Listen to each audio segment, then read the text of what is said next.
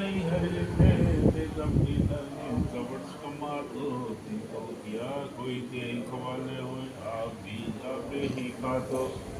हर का चिन सोई हर जन का हर आपे जन्मा आप रखातो धन धन गुरु नानक संगसी जिन निंदा उस्तत करी करातो मलार महला चौथा गमोचन पार पया मेरे मन अंदिन आनंद होया गुरु प्रसाद नाम हर जपया मेरे मन का भ्रम हो गया रहा